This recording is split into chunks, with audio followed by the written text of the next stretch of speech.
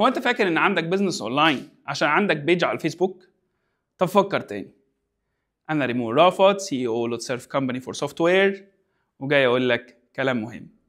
لازم تبقى عارف ان الويب سايت هو الاصل، السوشيال ميديا مجرد قنوات اتصال. تخيل عندك بيزنس بس المقر بتاعه مش ملكك، اي لحظه ممكن حد يقفله عليك، بالظبط زي المعتمد على السوشيال ميديا بس بدون ويب سايت. السوشيال ميديا مش مضمونه. كم مره سمعت عن بيج اتمسحت او اكونت اتقفل بدون سبب؟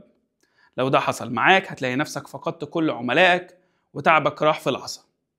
الويب سايت يعني مقر ثابت ومضمون ليك. السوشيال ميديا بتساعدك توصل لعملائك، لكن الويب سايت هو المقر الرئيسي الأصلي اللي بتتحكم فيه 100%. محدش يقدر يقفله عليك ولا يغير قواعده ولا يقلل وصولك.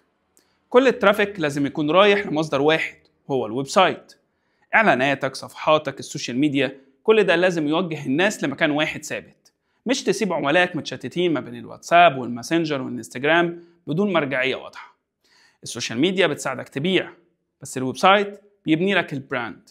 الفرق ما بين حد بيبيع منتجات على السوشيال ميديا وحد عنده بزنس حقيقي هو الويب سايت.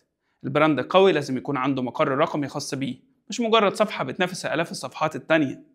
الخلاصة، الويب سايت هو الأصل، والسوشيال ميديا مجرد وسيلة تواصل بها للناس، لكن ما ينفعش تعتمد عليها بس.